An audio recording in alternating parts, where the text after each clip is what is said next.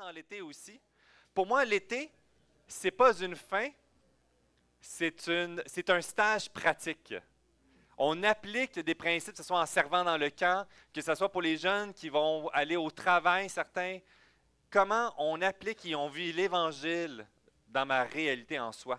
Avec la pause d'école dimanche, c'est pas la fin en soi. La vie chrétienne n'arrête pas rendu là en soi. Et aujourd'hui, on arrête notre série, c'est notre conclusion dans le chapitre 16 de l'Évangile selon Marc, qu'on a débuté en janvier dernier, et qu'on a fait ce survol. Et ça tombe bien dans cette occasion de célébration de fin d'école dimanche. Et je ne trouve pas la manette pour le PowerPoint. Je viens de réaliser ça. Mais sinon, OK. Alors, cette occasion qu'on va avoir aujourd'hui, on va réfléchir à la lumière de, merci Michel, à la lumière du chapitre 16, l'ensemble de l'Évangile selon Marc. Vous savez, un évangile, c'est un évangile, il y en a 4. À un moment donné, j'ai déjà entendu parler d'un évangile, j'en ai vu assez, et on passe à autre chose. Ça devient comme une histoire narrative, une histoire du passé, et on connaît toutes ces histoires par cœur. Comme les jeunes qui font le survol de la Bible, on pourrait dire, oui, oui, je connais l'histoire de Goliath, je connais l'histoire de Salomon, je connais l'histoire de Jonas. Puis on perd la richesse et l'émerveillement de ce que ça veut produire et s'appliquer dans ma vie à moi. Il y a une réalité spirituelle. Pointe sans cesse vers l'œuvre de Jésus, sur qui il est, de ce qu'il a accompli, mais de ce qu'il continue de produire dans notre vie aujourd'hui. Et ma prière dans la conclusion de l'Évangile selon Marc, que ce ne soit pas juste « enfin c'est fini, on passe à une nouvelle série », mais qu'est-ce que ça change dans ma vie, l'Évangile selon Marc? Qu'est-ce que ça change dans notre vie lorsque je redécouvre et je repasse à la lumière de ce livre, cet Évangile selon Marc? Et si le Saint-Esprit est en train de travailler quelque chose dans ta vie à toi, et que des fois je suis trop occupé à essayer de saisir des détails que je passe à côté de ce que Dieu est en train de faire dans ma vie. C'est pour ça que aujourd'hui, c'est une conclusion. Je vais y aller brève, de façon très concise. Et on va avoir l'occasion d'un micro ouvert. Rénal va se promener avec un micro dans les mains à la fin de ma prédication. Et ça va être cette question. Viens partager ce que l'Évangile selon Marc t'a apporté, t'a encouragé dans ta marche avec Dieu. En quoi les derniers mois, que ce soit dans tes propres lectures personnelles, dans ton temps de prière, que ce soit à travers peut-être la prédication, il y a un élément qui t'a frappé, qui t'a retenu. Peut-être ce matin, alors s'il n'y a rien, mais prends des notes aujourd'hui, c'est une bonne occasion de dire « Ouais, voici, il y a tel élément, peut-être que Dieu veut travailler dans ma vie. » Mais en quoi l'Évangile selon Marc?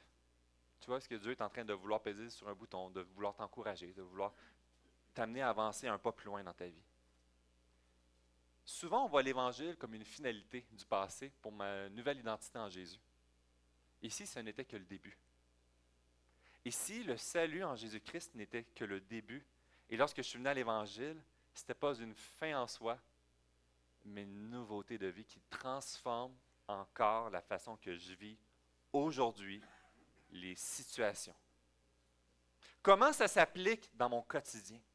On a vu les derniers chapitres, il y a comme un point culminant, le chapitre 14, qui nous amène dans le chapitre 15 et qui nous amène dans une finale incroyable, le chapitre 16, qu'on a vu dans le chapitre 14. Je ne sais pas si certains se rappellent le fameux schéma avec les fruits à la racine, puis que ça produit des épines, puis que l'Évangile désire produire, au-delà des épines, des fruits à la lumière de l'Évangile.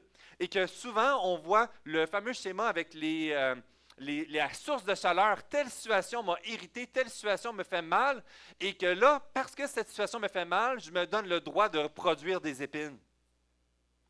Et si on repassait dans le filtre de l'Évangile pour découvrir comment je peux produire du bon fruit? Qu'est-ce que Dieu est en train de faire et qu'est-ce qu'il veut mettre en lumière? On a vu dans le chapitre 15 toute la portée de l'œuvre à travers Jésus à la croix. Puis on a découvert dans les 3 offices de Jésus ce que Adam a échoué à titre de prophète, ou est-ce qu'il a échoué comme prêtre et comme roi à gouverner et à administrer la terre. Adam a échoué dans chacun de ces éléments-là. Christ est venu l'accomplir parfaitement pour notre vie.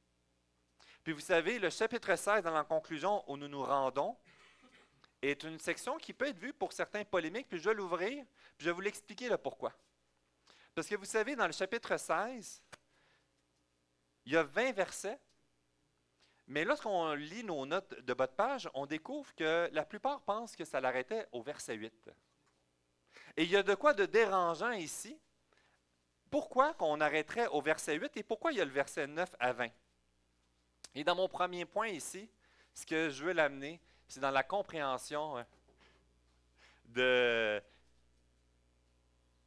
Il y a bel et bien de quoi de dérangeant que ça l'arrête au verset 8, et ça nous donne un ton aussi à la lumière de l'ensemble de l'Évangile selon Marc, qui est dérangeant à un point tel que plusieurs aiment mieux sauter l'Évangile selon Marc et aller voir un autre Évangile où est-ce qu'il y a plus de détails, plus de richesse, et ils vont dire, mais tu devrais aller dans Jean, tu devrais aller dans Matthieu, dans Luc, mais pas dans Marc. Et j'avais du plaisir en étudiant l'Évangile de Marc de voir des théologiens puis des commentateurs se repentir de leurs préjugés face à l'Évangile en disant, finalement, il est vrai qu'il est brut comme rédaction, mais il y a une raison en arrière. Et cette même raison nous amène à comprendre pourquoi que l'Évangile selon Marc, nous croyons qu'il arrête au verset 8 et que le verset 9 à 20 est fort probablement une note de traducteur, de correcteur. Parfois, certains dans les traductions et la transmission d'écriture, on mettait des notes pour pouvoir embellir ou pour nous aider à comprendre le contexte, mais qui a été fusionné ensemble. Des grands théologiens que j'aime, comme Douglas Moo et Don Carson, ont fait un excellent travail pour exposer à nous comprendre qu'il est pour eux une évidence, lorsque tu étudies l'ensemble de l'Évangile, que la façon qu'elle a été rédigée, le style littéraire, les éléments qui sont abordés semblent bel et bien avoir été ajoutés. Puis je trouvais ça intéressant. Donc, est-ce qu'on met ça dans les vidanges? Est-ce que ça discrédite la Bible en soi? Pas du tout. Le point ici qui nous amène, c'est que le verset 8 arrête très abruptement. Puis le verset 9 à 20 est comme un résumé de ce qui s'est passé, qu'on peut retrouver ces informations-là dans les autres évangiles. Que ce soit les ministères de Paul, à travers Pierre, à travers la façon que ça s'exerçait, les miracles bien particuliers des apôtres, comme on voit dans les versets 18. Il n'y a pas d'hérésie qui se rajoute, mais il y a un inconfort d'arrêter au verset 8, un point tel qu'on voit que dans les transcriptions, certains ont voulu rajouter le verset 9 à 20. Voici pourquoi je le pense, c'est qu'on découvre que non seulement il y a des éléments dans la rédaction de l'Évangile qui ont un clash à partir du verset 9 jusqu'à verset 20, mais aussi c'est que dans les autres traductions externes, on découvre que plusieurs n'avaient pas cette section-là des versets 9 à 20. Puis je trouvais ça intéressant, je suis tombé sur un article qui parlait justement d'une discussion entre un certain Marinus qui a écrit à Eusèbe à l'an 265, autour de l'an 300 après Jésus-Christ. Donc dès le début, et il partageait son incompréhension, puis la réponse de Eusèbe était parce que les versets 9 à 20 n'étaient pas dans les originaux, mais qui a été rajouté dans le but de faire une connexion avec les autres évangiles. Alors, pourquoi c'est si dérangeant d'avoir été arrêté au verset 8? Lisons-le ensemble. Lorsque le sabbat fut passé, Marie de Magdala, mère de Jacques et Salomé, achetèrent des aromates afin d'aller embaumer Jésus.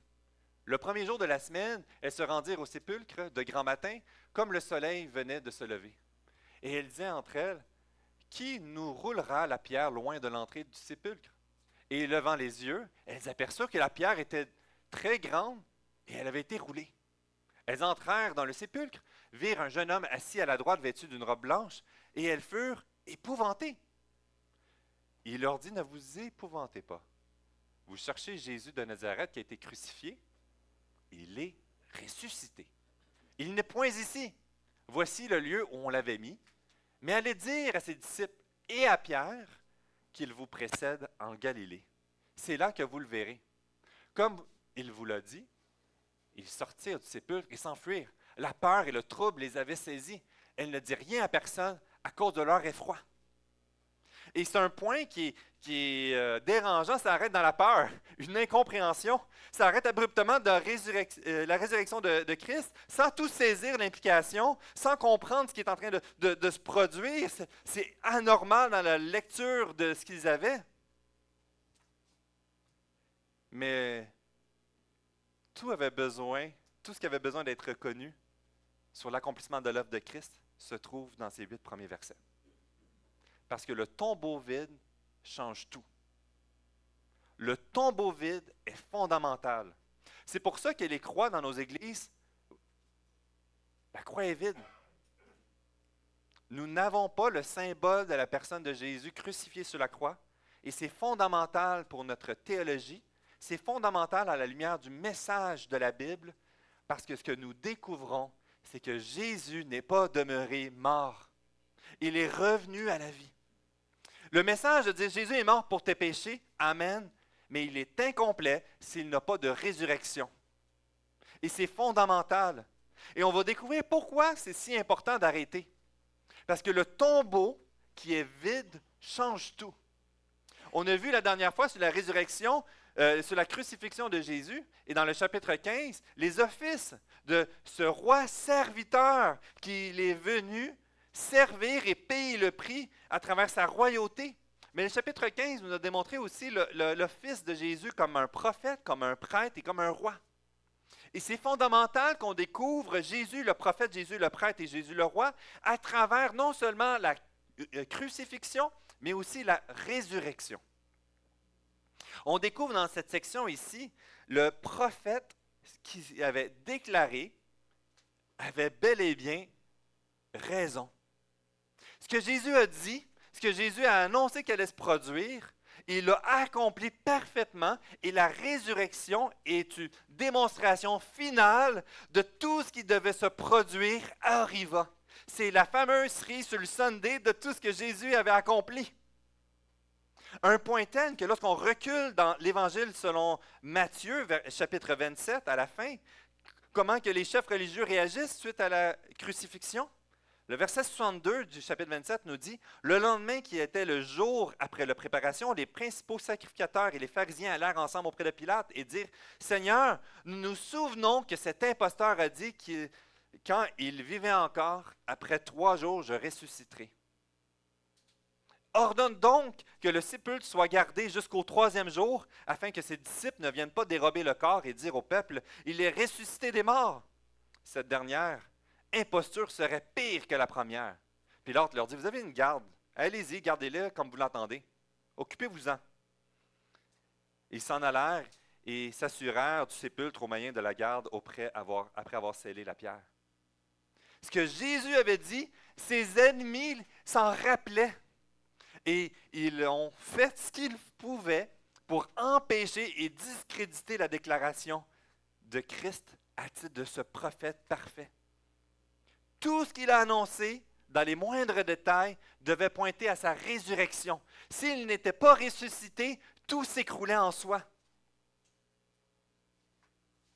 C'est un couronnement incroyable de la finalité de tout ce qui pointait vers la personne de Jésus-Christ dans les prophètes. Ensuite, au niveau de ce prêtre, non seulement il est venu mourir à la croix, mais est-ce que c'est suffisant? Combien de personnes me posent la question, je veux me faire baptiser, je veux suivre Jésus, mais je ne suis pas sûr d'en avoir fait assez dans ma vie. Je ne suis pas sûr que ma vie est assez en règle. Et ce qu'on est en train de dire ici, c'est est-ce que le sacrifice de Jésus est suffisant ou j'ai besoin de rajouter des éléments pour pouvoir avoir le droit de me faire baptiser et d'avoir l'assurance de mon salut? Et c'est une bonne question. Sans résurrection, oui, le sacrifice nous amène toujours à un doute de dire est-ce que c'est assez? Et j'aime tellement l'illustration qui est employée qui dit que, je pense que c'est Don Carson qui le dit, la résurrection est le reçu officiel de Dieu pour notre salut. Je suis parti en randonnée, là, puis certains ont dit hey, on a hâte que tu en parles. Je vais en parler, là, j'ai mon genou amoché, là. Je me suis rappelé que c'est ça. Je garde ça pour une prochaine illustration. Mais tout de même, dans ma préparation, j'avais un petit sac à dos que j'avais acheté chez Decathlon l'année passée en vue d'un jour d'un projet. Puis c'est un 38 litres. Puis ça faisait 2 mois que j'essayais de bourrer les choses, d'enlever les choses pour pouvoir partir avec mon petit sac à dos. Puis ça ne marchait pas en tout. J'étais rendu à essayer d'attacher à l'extérieur un truc, une tente, un ci, un ça, un matelas. Je disais, mais comment je vais faire? Puis jusqu'à ce que Wally me passe un sac à dos, un vrai sac à dos pour la randonnée. Puis il dit, wow, je suis pas en tout dans la bonne affaire. J'ai un sac à dos qui me sert à rien. Puis j'étais déçu de ça. Je dis, ben, il faudrait que je m'achète un nouveau sac à dos, un vrai sac à dos. Mais ça m'écoeure dans mon cœur d'avoir payé pour ce fichu de sac à dos que je n'ai jamais utilisé. Il est trop gros pour les petites choses, il est trop petit pour les autres choses. Et là, je regarde le magasin que j'avais acheté, puis je vois le beau sac à dos que je veux avoir. Puis je l'ai en bas, puis il dit, garantie avec ta facture d'1 an, retour sans problème. Là, je regarde, il me reste 3 semaines. Je dis, ah, ça se peut pas. 1 an, voyons donc, ça n'a pas d'allure.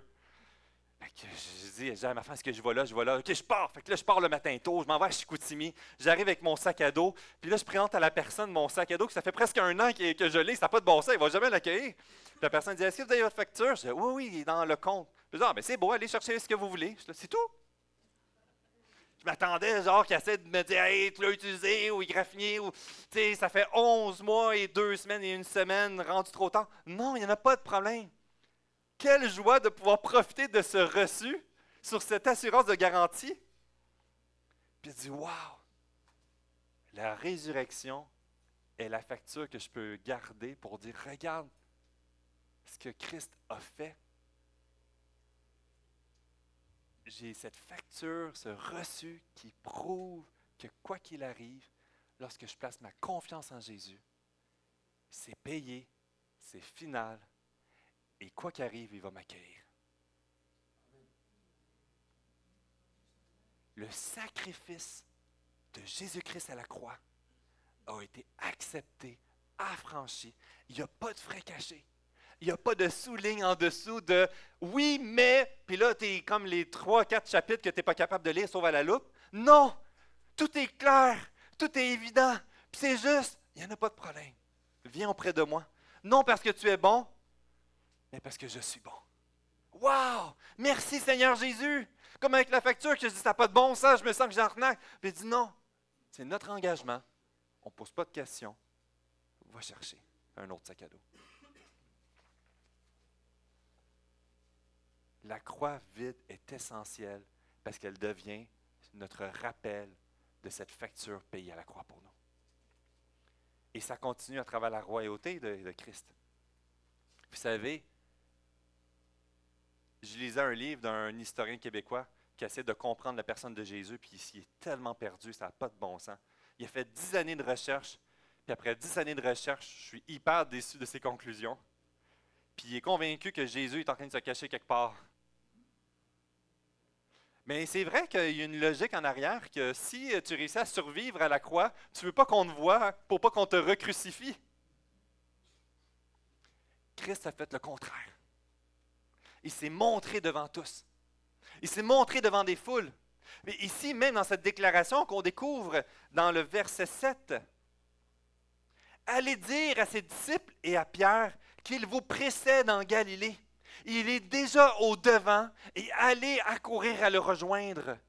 Il est en avant et il est le roi qui a tout accompli. Il a repris le contrôle sur nos vies, sur la création et il marche au devant de nous. » Il n'est pas caché dans un coin de forêt en train de trembler. Il ne s'est pas sauvé dans les ciels, dans le ciel, pour dire, bon, mais c'est horrible. Non, il est venu accomplir, il est venu avancer et il va se manifester à ce moment-là dans la vie de ses disciples et qui vont reprendre courage parce que leur roi règne et il a contrôle sur toutes choses. Celui qui a été couronné d'épines, celui qui a été dépouillé à la mort, c'est lui qui dirige l'histoire. C'est lui qui dirige l'histoire de ta vie, de l'Église, et qui sécurise notre âme pour l'éternité. Donc, que les versets 9 à 20 soient dans Marc ou non, ce n'est pas un débat qu'on devrait tomber. qui est fondamental, c'est que le tombeau est bel et bien vide. Nous avons l'assurance que notre pardon vient de Jésus-Christ et que nous avons ce reçu qu'il prouve à travers sa résurrection. On peut arrêter donc de se poser la question, est-ce que c'est assez? La réponse est non, ce n'est pas assez ta vie pour mériter. Et c'est là que tu peux dire, merci Jésus pour ce reçu que tu me donnes de la mort et de la résurrection. Ce que ça l'amène dans ce deuxième point, c'est que la restauration a commencé. C'est donc pas seulement un fait historique du passé, puis j'ai une facture reliée à ça, puis que j'avance avec cette facture, puis que je peux regarder ce qu'il a fait il y a 2000 ans et quelques années. Il y a une transformation parce qu'il y a une restauration qui s'est entamée. Puis c'est intéressant quand on parle, puis c'est une observation, mais c'est le premier jour de la semaine que la résurrection est manifestée ici, puis qu'on le voit le début qui commence de cette nouveauté, dans l'exercice de ces fonctions de l'œuvre de Jésus-Christ qui a vaincu la mort pour nous. Le premier jour est caractérisé dans la Genèse par le début de la création dans laquelle Adam a échoué et la chute a entamé les conséquences qu'on vit aujourd'hui. Le premier jour ici que nous découvrons, c'est la victoire de Christ qui reprend le contrôle sur sa création. Dans la résurrection, nous découvrons l'œuvre de Jésus qui reprend le contrôle et qui est en train de nous faire découvrir une nouveauté de création de vie. Toutes choses anciennes, et voici toutes choses nouvelles en l'œuvre de Jésus-Christ. Passer de l'état de ma condition pécheresse, dans mes incompréhensions. Puis on a vu dans les semaines puis dans les mois, il y a de quoi dans ma vie que suivre Jésus m'appelle à payer un prix, de perdre le contrôle. Puis je vois des choses que je perds, puis il y a une tristesse. Et à travers faire ce pas de foi, de dire oui, Jésus prend ma vie, je redécouvre que finalement, cette nouveauté de vie est bien meilleure. Et que les choses que je semblais perdre, puis j'avais une tristesse, ça devient tellement éphémère, c'est secondaire, c'est tellement pas grave, même c'est tellement évident que je ne veux plus retourner vers là. Mais cette nouveauté ne peut se produire dans ma compréhension qu'avec Jésus seul. Et des fois, on essaie de comprendre puis de faire tout ce ménage en arrière, mais ça, j'essaie de faire le travail de Jésus dans ma vie. C'est pour ça qu'il est au-devant de nous, et c'est lui qui l'a ouvert le chemin, c'est lui qui est venu nous chercher, et c'est lui qui veut produire en nous cette nouvelle créature. Puis pour cela, ce que ça nous amène, c'est d'en redécouvrir notre réalité d'échec, et se laisser relever par Jésus. Qui a échoué lamentablement dans ses disciples? Pas mal tout le monde. Mais Pierre est pas mal bon. Par son arrogance, comme on a vu, par vouloir reprendre Jésus sur ce que Jésus avait établi comme étant bon. Son assurance dans son orgueil de dire « Jamais je vais te renier », puis que Jésus l'enseigne, puis qu'il le confronte sur les problématiques de son cœur et dans sa chute. Puis vous savez quoi, Jésus avait hâte de ressusciter pour pouvoir voir Pierre puis dire « Je te l'avais dit! » Ben non. Puis ce qu'on voit ici dans le chapitre 16 encore, verset 7, « Allez dire à ses disciples et à Pierre qu'il vous précède. » C'est là que vous le verrez, comme il vous l'a dit. Quel acte de grâce de prendre le temps de nommer Pierre. Celui qui l'a renié. Il n'a pas terminé son œuvre dans sa vie. Jésus était fidèle malgré ses manques de fidélité à travers les échecs de Pierre. Pierre n'a aucune raison de mériter l'amour de Jésus. Et c'est ça la beauté de l'Évangile. Parce que Pierre, c'est moi, c'est toi. On n'a aucune raison de mériter son amour. On a toutes les raisons qu'on peut sortir lorsqu'on a douté, qu'on a eu des périodes de froid spirituel, on a été blessé, on s'est isolé, on est tombé amer, on a blâmé Dieu. Puis ce qu'il est en train de dire, c'est que Jésus n'a pas fini son œuvre dans ta vie. Il est au-devant de toi. Il continue de préparer le chemin. Puis c'est un appel dans cette restauration. L'ennemi va vouloir toujours garder ton focus sur ton échec, sur tes manquements, sur ce que tu n'as pas fait correctement, sur ce que tu mériterais d'avoir, sur ce que tu n'as pas eu. Puis Christ dit, moi je suis suffisant pour toi. Trouve ta joie en moi. Je n'ai pas terminé l'œuvre que j'ai préparée d'avance pour toi. Est-ce qu'on le croit? Est-ce qu'on croit que notre vie n'est pas finie encore? Et qu'à travers les occasions de limites, de manquements, de doutes, de rébellion, de froid spirituel, de brouillard, que la grâce de Jésus n'a pas été dépassée pour ta vie et qui va te relever, puis qui sait ce qu'il fait. Ça nous appelle donc dans cet appel de changer d'identité dans la honte à l'appel à redécouvrir notre identité en Jésus. La loi dans l'Ancien Testament disqualifiait l'homme. Ça crée un éloignement de Dieu. Puis quand on a vu à travers la crucifixion, le voile a été déchiré, puis ce qu'il nous montre, c'est du haut vers le bas, à travers l'œuvre de Jésus, le péché qui nous disqualifie de venir dans sa présence, qui nous empêche de le servir, de se laisser transformer par lui, eh bien, c'est lui qui vient te requalifier. C'est lui qui veut développer cette culture de grâce qu'il a déversée dans ta vie et qui veut que ça déverse par la suite dans ce que tu vis, dans tes relations, dans l'Église, dans les moments de souffrance, dans les moments d'échec, de désaccord. Il dit, je n'ai pas terminé de déverser ma grâce dans ce que tu vis présentement. Mon plan pour ta vie n'est pas fini. La puissance de Jésus, ce n'est pas juste de nettoyer la surface de ta vie. Il veut pénétrer dans tous les coins sombres de ton cœur que tu dirais, jamais je vais ouvrir ce coin-là. Puis il va faire un travail dans le temps. Il veut enlever les mensonges que tu as nourris, les blessures, les souffrances. Il veut te demander d'arrêter de fuir sa face. Puis enfin de le laisser travailler pour découvrir ce qu'il a préparé pour toi. Ça nous amène au troisième point. Est-ce que toi, tu es prête à le suivre? Dans le verset 8, on le voit tout de suite, merci. Elles sortirent du sépulcre et s'enfuirent. La peur et le trouble les avaient saisies. Elle ne dit rien à personne à cause de leur effroi. Puis certains voient une forme de crainte révérentielle, une prise de conscience de la gravité de la situation, que c'est bel et bien ce Messie, c'est bel et bien Dieu. Il a vaincu la mort. Ça n'a aucun sens. Puis ce désir, c'est de nous faire passer de la peur à la joie.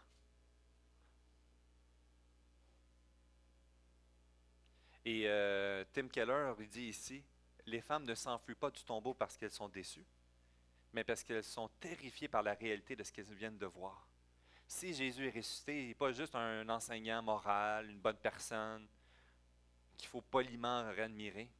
Ça veut dire qu'il est bel et bien le Maître et le Seigneur de l'univers, qui exige que nous réalignions toute notre vie sous son autorité.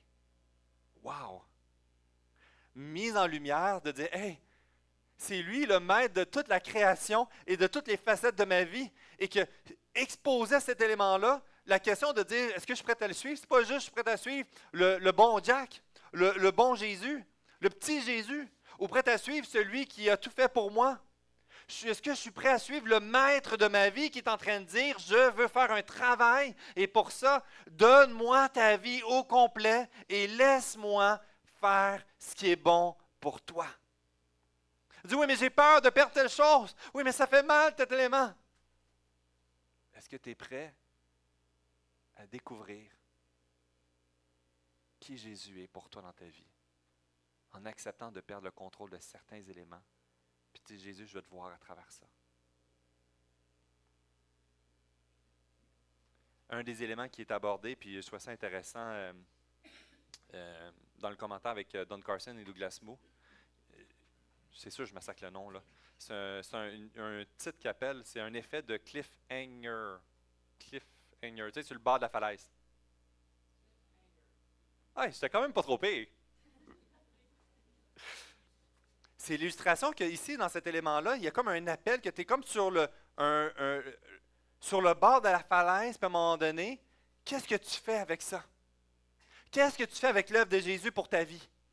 Tu es sur le bord de la falaise, est-ce que tu es prêt à te laisser tomber dans les mains de Dieu et dire, oui Jésus, c'est assez. Et sur le bord, tu as toutes les raisons de pourquoi tu n'es pas prêt à suivre Jésus.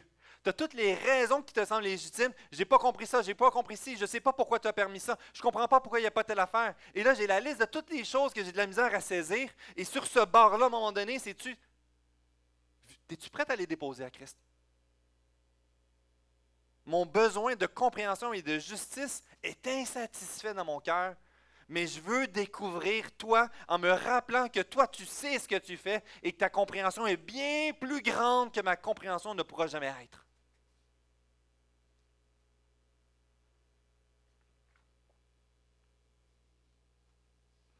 Les premiers témoins ont été paralysés par la grandeur de l'événement.